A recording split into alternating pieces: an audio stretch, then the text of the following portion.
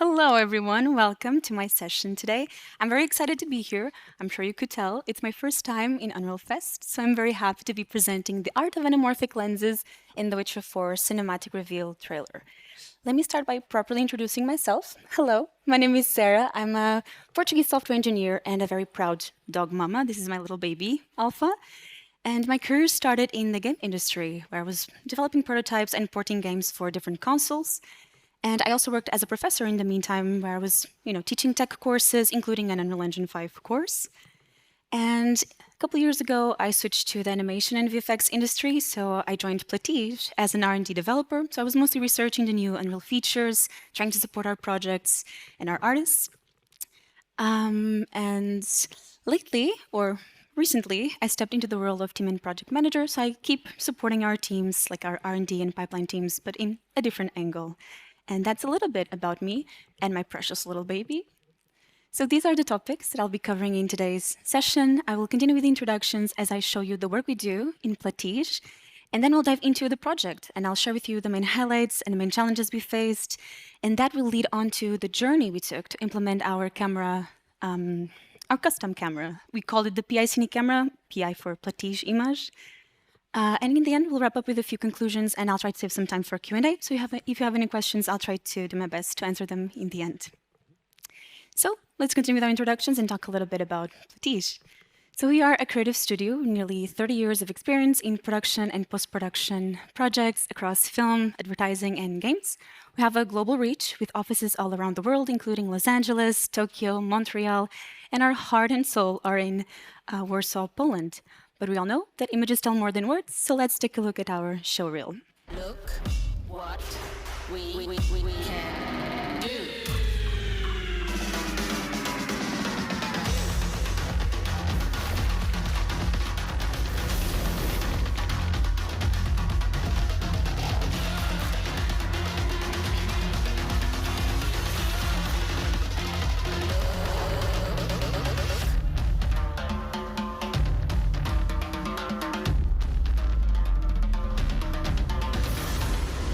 Ciao.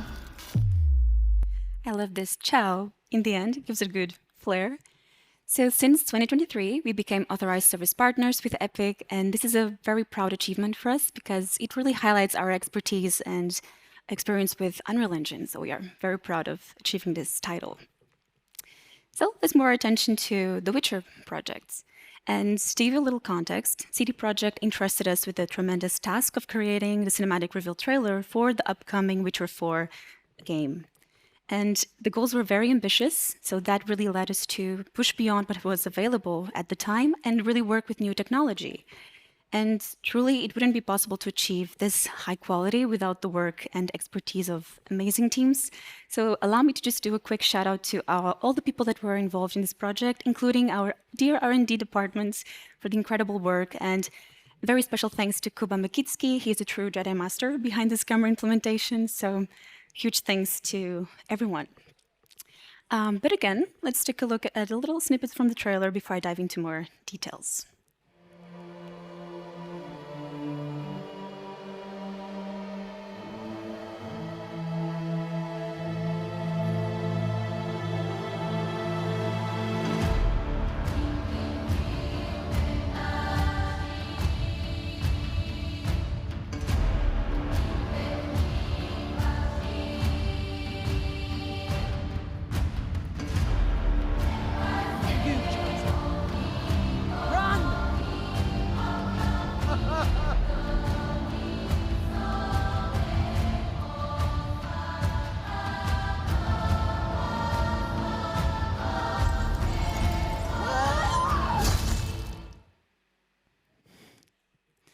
So moving on to the main highlights of this project, this was a 6-minute long animation done in Unreal Engine. It was fully rendered in the engine in native 4K resolution.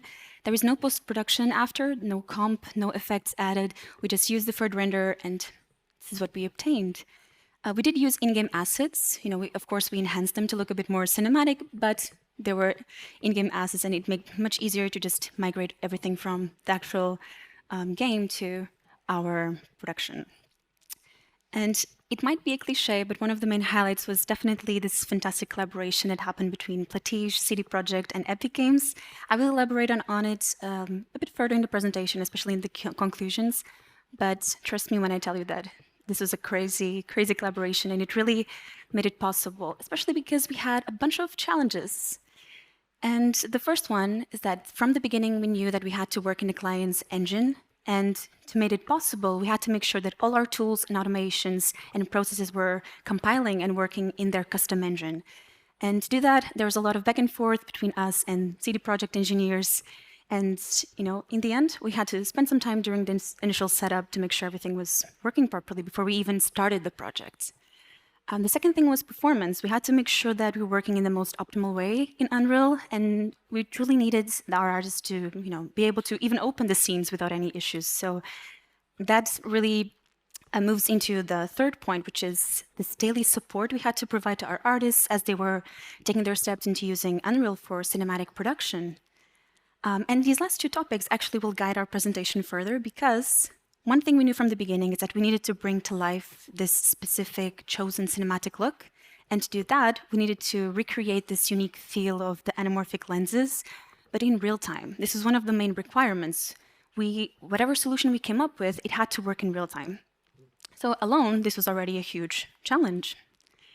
So the question that followed was, where do we start? We knew that we had a deadline, we had a feature to develop, a bunch of dreams, but how do we actually start? What's our starting point? And we start with references. So from the beginning, CD Projekt knew exactly what they wanted to achieve. They knew how much of the anamorphic lenses features they wanted to incorporate. They knew the scope of the effects that we needed to develop, and they even provided us a bunch of tests, trials, and even a lot of visual references. And working together with the art director Lucien Wionczek and cinematographer Karol Statnik, it made all of this possible. So huge thank you to these guys. Because as we were starting to take a look at these initial references, we could start paying attention to things like how the bokeh shapes are looking, what is giving this swirl effect in the background, how the rims are appearing, how much it is enhanced. So we are starting to understand a bit better what was the end goal. And by analyzing these, we could start writing our to-do list, things we needed to achieve. CD Projekt also prepared a bunch of footage and tests with different focus distances. They were, trying out the lenses and making sure they understood, how different focuses were affecting the images. And they provided all of this footage to us, and they also did a really cool thing, which was to scan their physical test environment and migrate that into a scene inside Unreal. And that allowed us to test our lens in the digital format, so we could also compare, with the actual physical results that they were getting. So this was really cool, and these references were key for us to make sure that we were on the good track. So now that we knew a bit better what we wanted to achieve, we now needed to understand how do we actually implement this in Unreal. And to do that, we needed to understand what was already available. So that's what we did. Let's take this frame with Siri. This was just a simple frame we chose from the shots. We did enhance it a bit. We played with the lighting a little bit so the effects would be a bit more visible. So this is not the final image, just a little information there, but it is from the trailer. So here we have no effects, we just have some actor placement, that's it. But if we enable the native DOF, we could actually start seeing the bokeh shapes forming, we could see this blur in the background.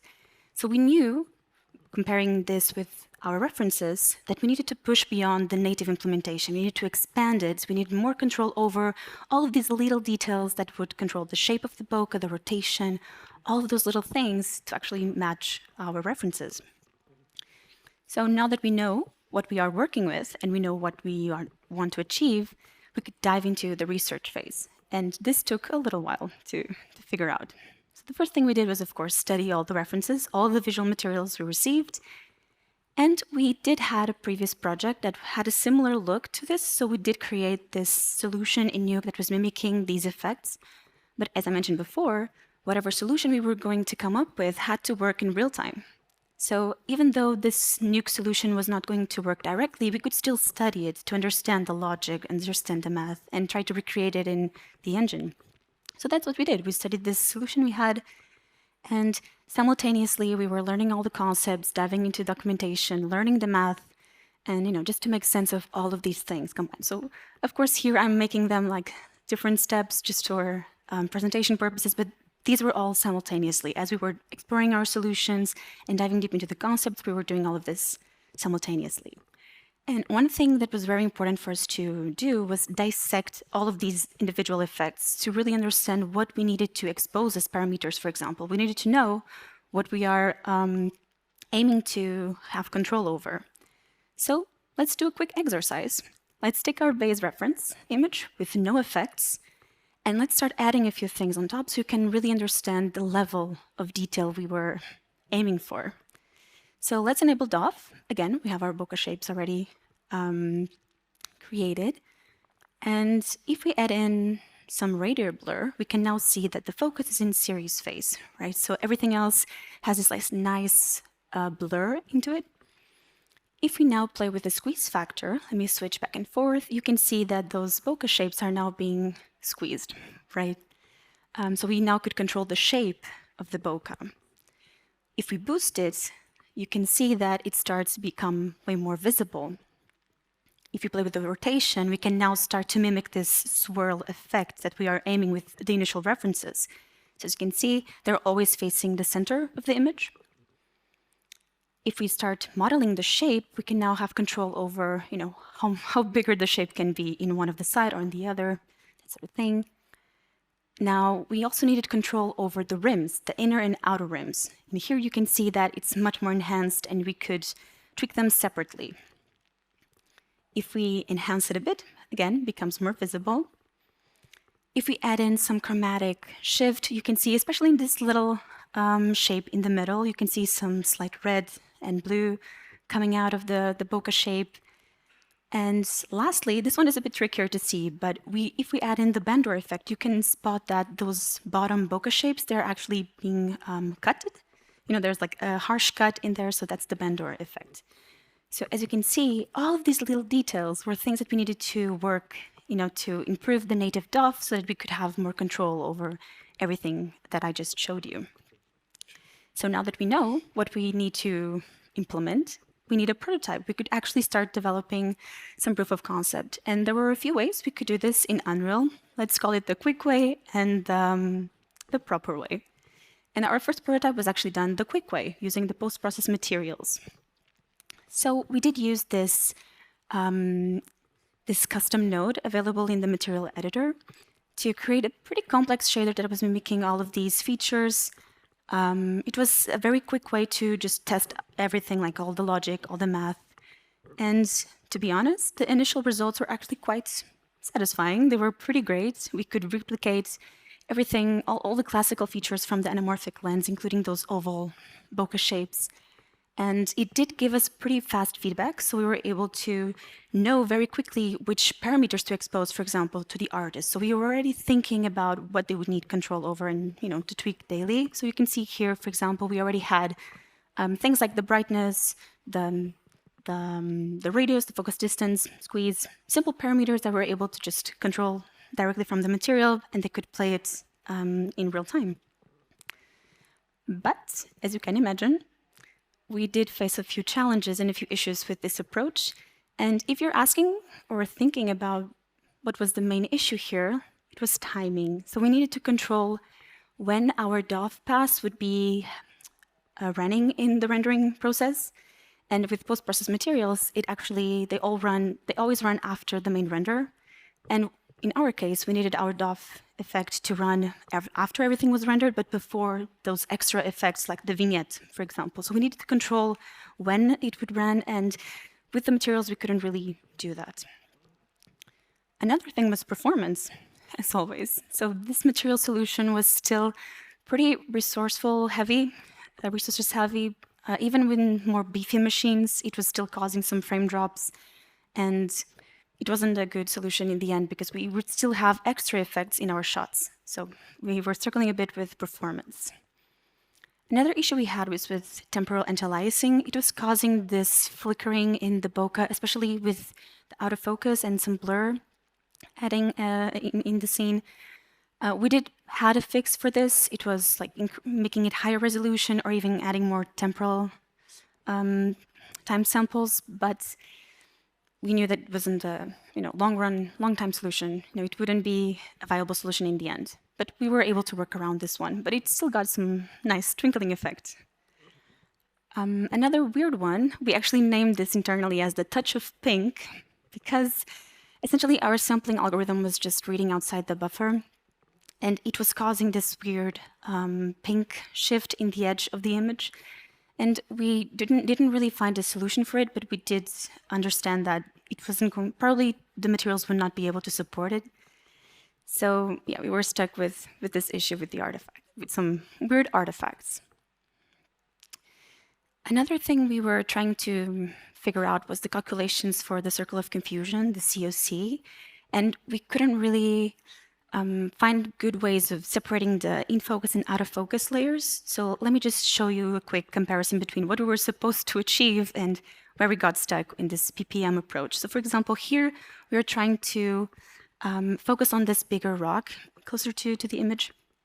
And as you can see, we don't have this like crisp line separating these layers with this approach. So for example, what we should have achieved was something like this. Same thing here, we were having some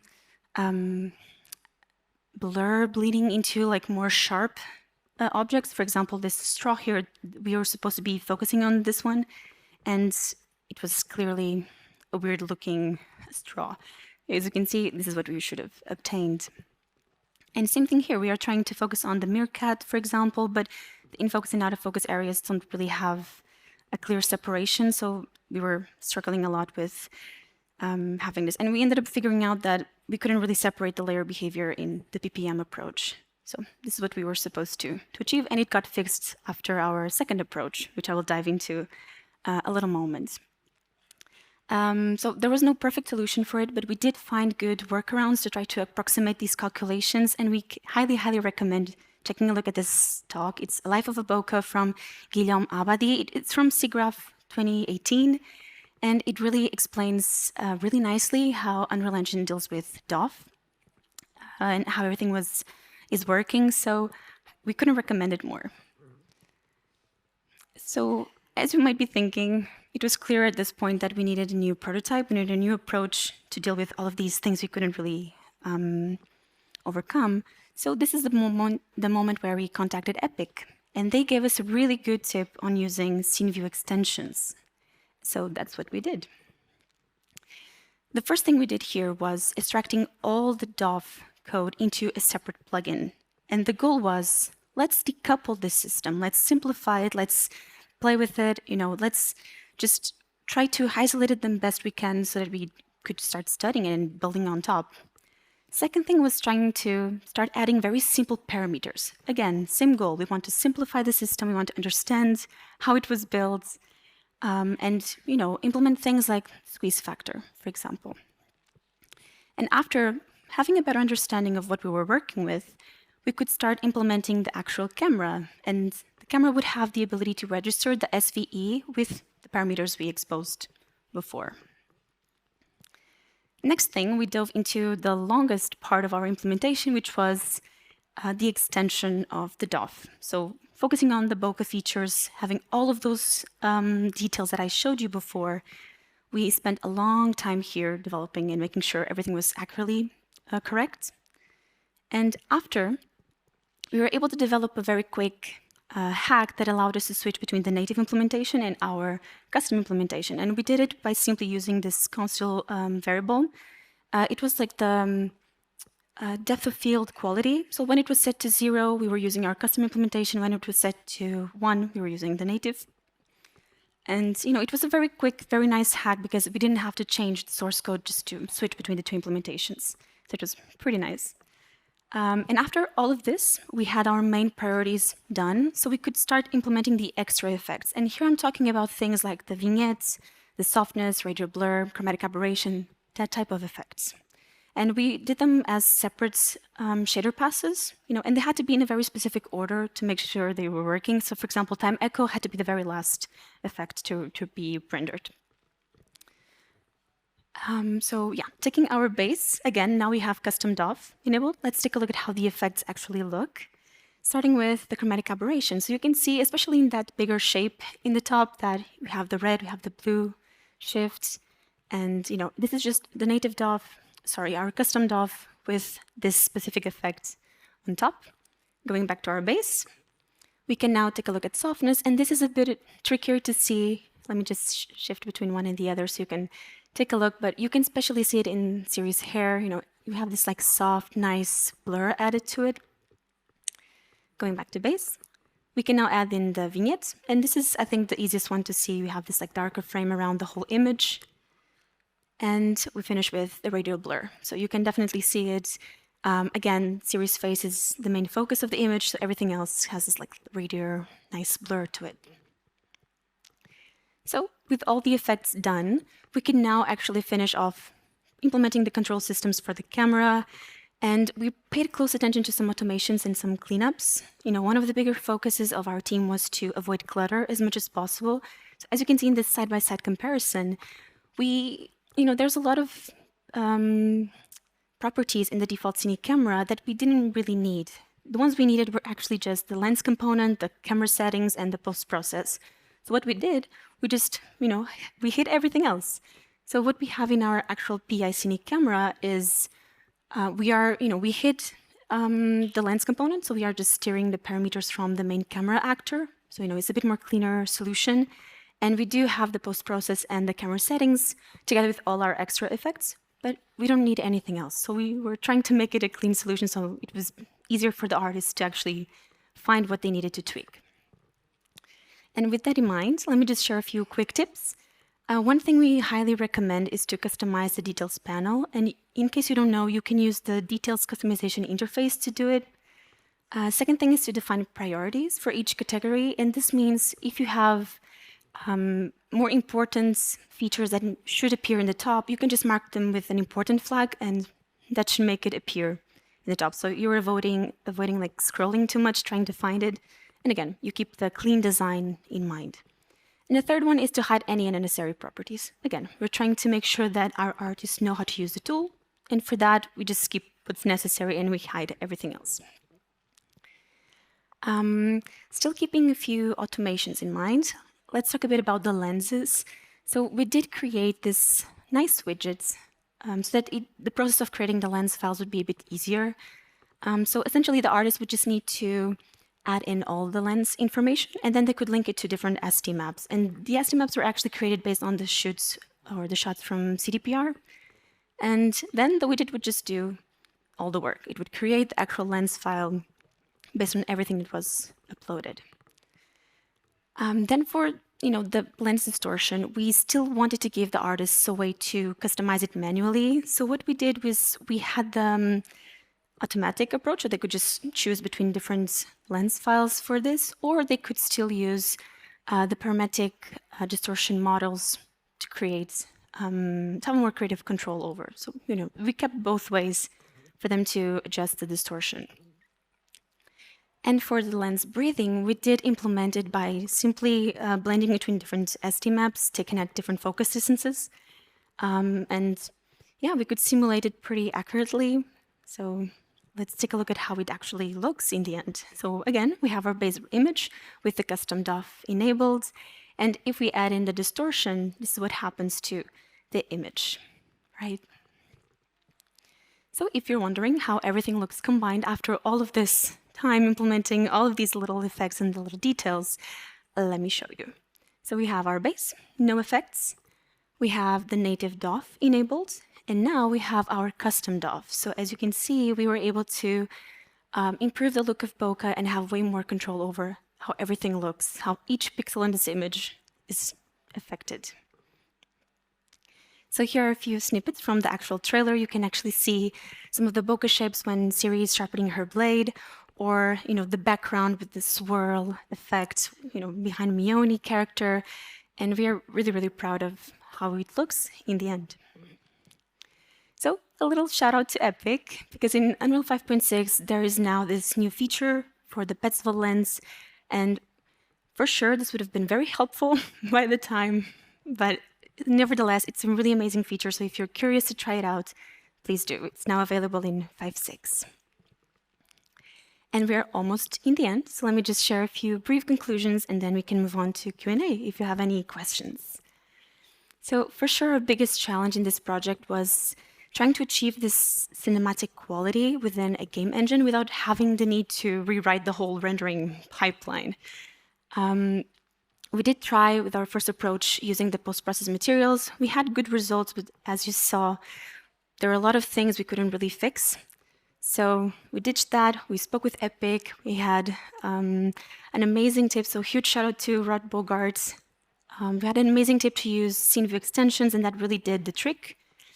Working with people, like incredible, talented people, like Kajetan Kapuczynski, the cinematic director from CD Projekt, and also Karol Stadnik, the cinematographer, was really another huge part of the puzzle.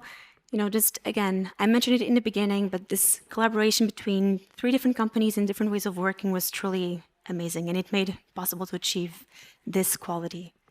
So it definitely was challenging, but very rewarding in the end. So thank you very much for attending our talk. Thank you. Thank you.